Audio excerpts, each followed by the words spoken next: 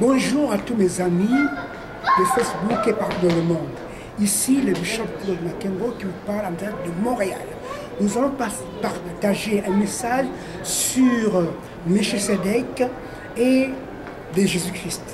La liaison qui est entre le nom qu'on dit Melchisedec par rapport à Jésus-Christ de Nazareth. Nous prenons nos Bibles dans Genèse chapitre 14, versets 17 à 20.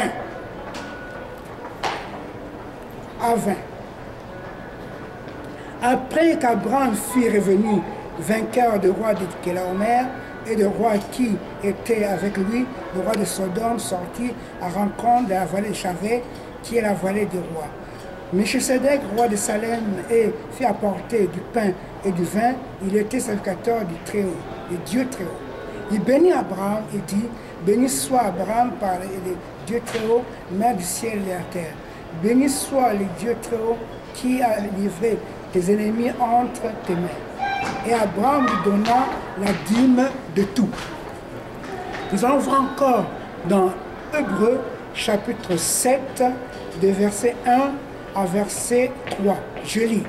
En effet, sacrificateur, roi de Salem, sacrificateur du Dieu Très-Haut, qui alla au devant d'Abraham lorsqu'il revenait de la défaite du roi qui le bénit et à qui Abraham donna la dîme de tout, qui est d'abord le roi de justice, d'après la signification de son nom, ensuite roi de Salem, c'est-à-dire le roi de paix, qui est dans sans père, sans mère, sans généalogie, qui n'a ni commencement de jour ni fin de vie, mais qui est rendu semblable au Fils de Dieu. C'est Melchisedec demeure sacrificateur à perpétuité. Alléluia. Mes amis, je vous parle de Jésus-Christ Nazareth. Jésus-Christ Nazareth, mes amis, que je vous parle, on parle de l'histoire de Melchisedec. Melchisedec, on le reflète à Christ. Pourquoi? Il est ce roi de paix. On parle du roi de Salem.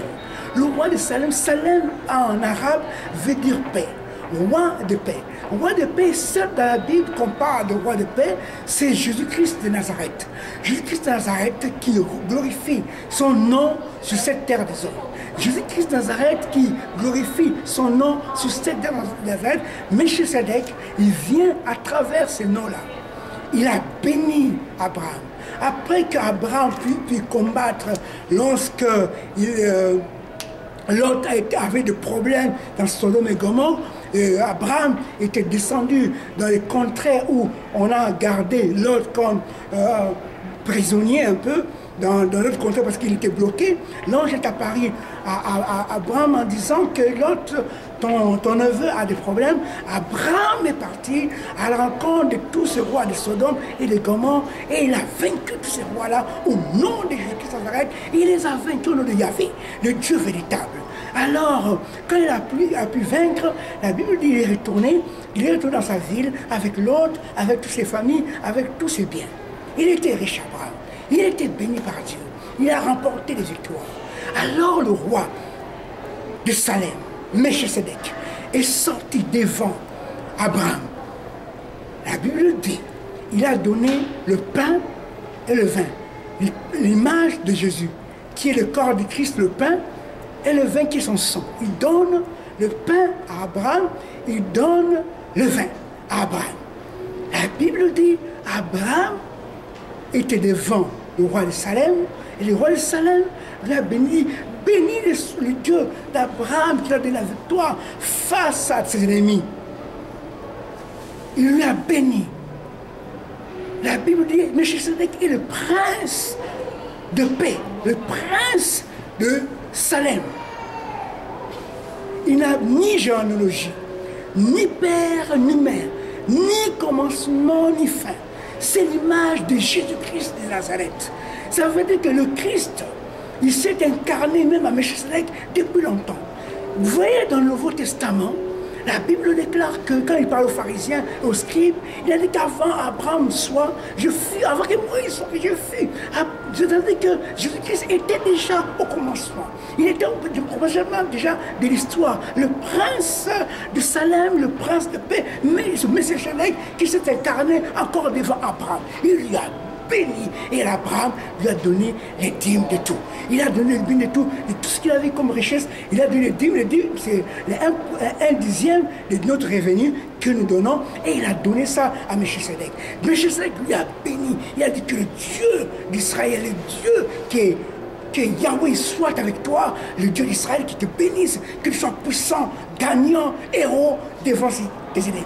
Amen. Alléluia. Le roi de Salem là, c'est Jésus-Christ. Melchisedec. Mes amis, Jésus-Christ de Nazareth, il est le même hier, aujourd'hui, éternellement. Melchisedec, c'est l'image du Christ, le sacrificateur éternel. C'est le qui s'est donné sur la croix, Jésus-Christ de Nazareth, qui s'est donné sur la croix pour libérer l'humanité, Avec sa vie, il s'est donné pour nous sauver. Et il nous a bénis. Il nous a bénis, il nous a délivrés de toute malédiction, il nous a bénis de tout péché. Et il a donné sa vie comme une offrande pour nous soyons délivrés. C'est lui seul qui la Bible déclare qu'il est le prince de paix. Le prince de paix, mes amis, c'est Jésus-Christ de Nazareth, le roi de Salem. Le roi de Salem, le roi qu'on appelle le roi du Shalom. Shalom. Jéhovah, Shalom. Yahweh, Shalom. Le Dieu d'Israël. Jésus-Christ, le roi invincible, le premier, le dernier, le commencement et la fin, l'alpha, oméga. Mais c'est Jésus-Christ que je vous parle encore. Et loin de là, avant même Melchisedec, Jésus-Christ, mes amis, c'était lui qui était au commencement encore. L'esprit qui mouvait au-dessus des eaux, dans le commencement, il était là. C'est l'esprit des eaux là qui était là, qui mouvait dans les eaux. Yahweh, Jésus-Christ, c'est pour ça la nouvelle alliance devant les apôtres. Jésus-Christ marchait au-dessus des eaux. Oh, Pierre a vu, il a dit c'est un fantôme, il a dit assure-toi Pierre, c'est moi, Jésus-Christ de Nazareth, c'est moi qui se révèle à toi, pour te dire que je suis ce qui était au commencement dans les jardins d'Éden, ce qui était moi, qui était au commencement du monde, l'esprit qui mouvait au-dessus des eaux, au commencement, dans la jeunesse de l'histoire, Jésus-Christ était là, l'esprit qui mouvait au-dessus des eaux. Mes amis, je vous dis encore une chose capitale, nous ignorons beaucoup de choses, mais nous avons besoin de cet esprit qui nous révèle des choses cachées. Il nous révèle. Vous savez, mes amis, dans le jardin d'Éden, Jésus-Christ était là. La Bible dit Dieu a créé les fleurs, des arbres. Il a créé des animaux. Il a créé tout dans les jardins d'Éden. Il a créé l'arbre de vie qu'il a placé dans le jardin d'Éden. Il a créé aussi l'arbre de bien, de connaissance du bien et du mal. L'arbre de connaissance du bien et du mal. Mais il y avait l'arbre de vie. Mes amis, je vous dis la vérité. Jésus-Christ de Nazareth était là dans le jardin d'Éden. L'arbre de vie. L'arbre de vie, c'était Jésus-Christ. Mais vous savez, Jésus-Christ, c'est la voix qui est en dedans de nous, qui nous parle doucement. Parce que chaque être humain sur la terre, il a la grâce divine. Il a la révélation de Dieu pour que nous puissions réaliser, pour que vous commenciez à réaliser que Dieu Tout-Puissant, il a la grâce qui donne à tout être humain cette voix douce-là qui parle. Ça veut dire que Ève était tentée par les serpents qui étaient purifiés, qui étaient sur l'arbre de bien et du mal. Et là, il dit, Ève, est-ce que c'est vrai que si vous mangez cet arbre-là, vous deviendrez...